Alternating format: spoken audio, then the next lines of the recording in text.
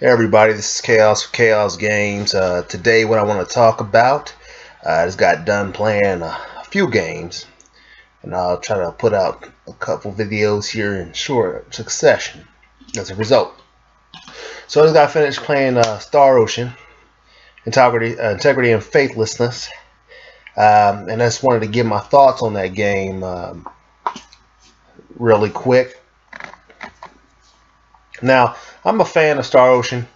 Can't say I played any of the PS1 versions, as I, didn't really get into it back at that time. But I have played all the Star Oceans up till, since till the end of time. So it gets two Star Oceans since the PS2 era. And of course, till the end of time is one of my favorite games of all time. And Last Hope, though not quite as good as Till the End of Time, in my opinion, was still a pretty solid game.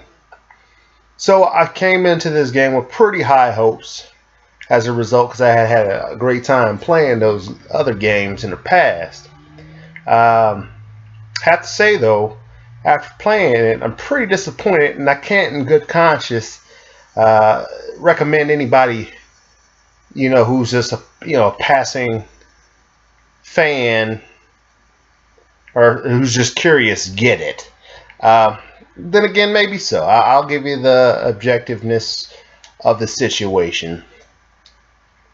So basically, the whole allure of Star Ocean to me was always the fact that you can travel to various different planets and do different things. Now, though you don't really do a lot on those, I never really did a lot on those planets when you travel to them. It just made the game have a bigger scope, a bigger feel, like it had a bigger scope to it, and so that always made it more of an alluring experience for me.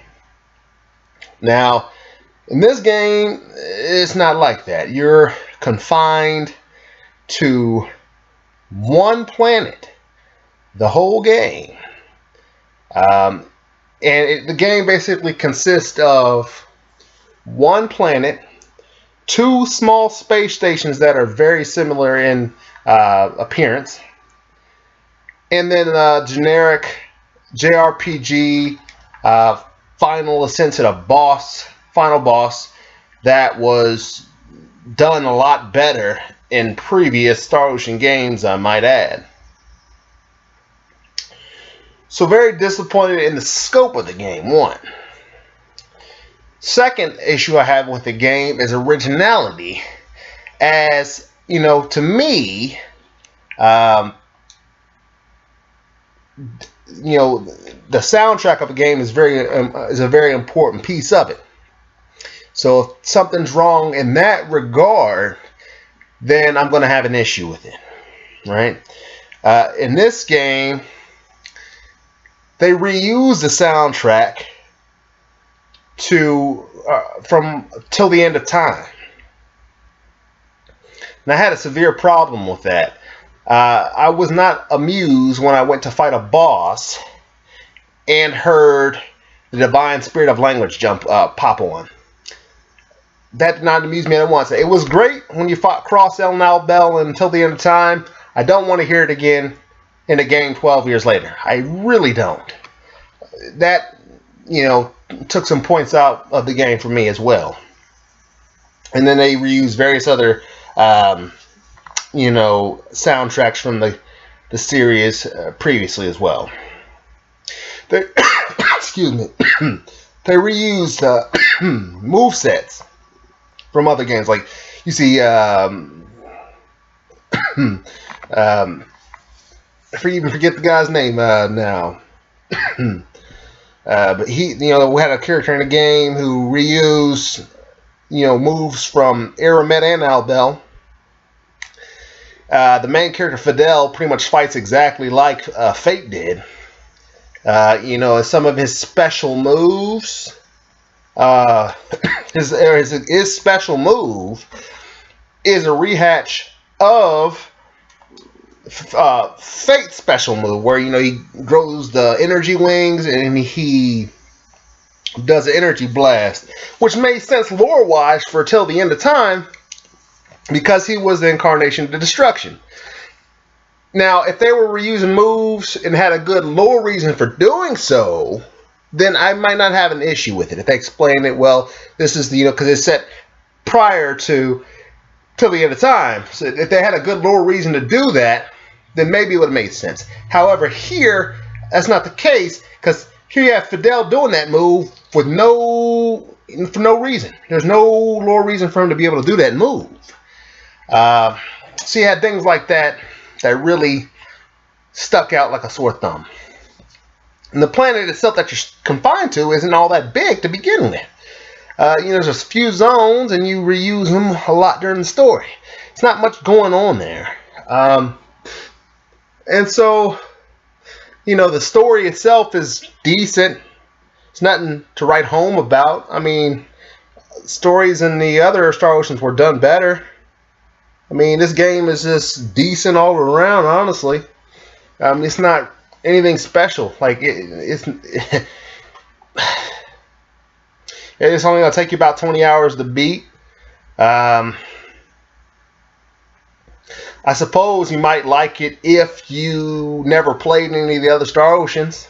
If it's your entry, you might think it's okay. You won't notice the reusing of move sets, or you won't notice these things that as a veteran to the series that I had noticed, and you might not care. So maybe this would be for you. But if you're a veteran to the series, expect to be disappointed in this. I'm just saying, I'm just giving you a fair warning. There's only one in-game dungeon at the end game, where the other, till the end time had multiple, and so did Last Hope. So you're not going to expect much going on there either. So overall, you just kind of expect to be an experience that comes up short. I will say that the combat system's still on point. It's still your standard Star Ocean. They did add the 7-man battle, which is pretty cool. But it doesn't really save the game overall. It is a mediocre game at best.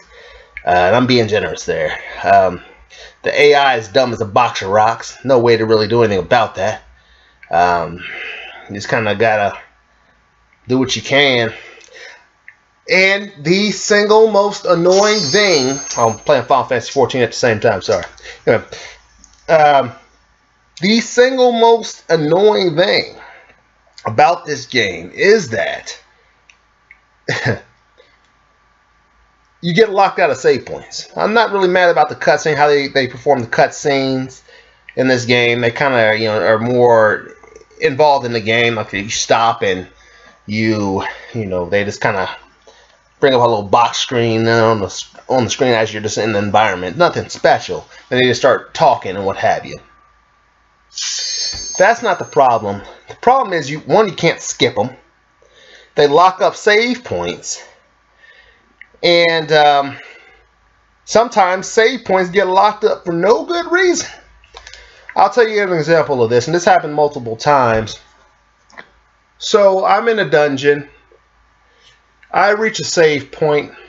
I save. And so there's no autosave. I reach a save point. I save. I find myself thrown into a thrall of long cutscenes. Can't skip them. That leads to a fight. That leads to yet more cutscenes. That then leads to me ended up in an inn where there's a save point right at the front of the inn. They block the save point out. Okay, so I'm like, okay, well, there's nothing I can do to get this save point unblocked. I go outside, thinking maybe if I just go outside and reset it, maybe I'll come back in, it'll let me save. No. I get outside. They don't let me save.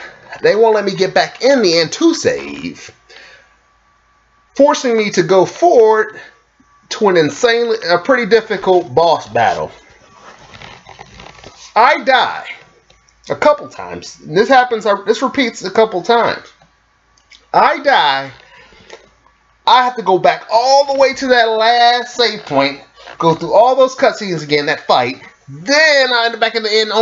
It's very frustrating, and this happens multiple times in the game. You will be angry at this. Fair warning if you undertake this game. So again, in closing, I would say, in good consciousness, it's a very disappointing Star Ocean game. If you're new to the series, you might be accepting this, but it has some technical flaws in it that you might find frustrating anyway. Just understand what you're getting into. And that's, it hurts me to bash the game like that because I'm a huge Star Ocean fan. And despite this, if they make any more Star Ocean games, I'll give them a chance to redeem themselves, and I will purchase the games or future installments. But this one, I can't in good conscience call it even a decent game. Okay?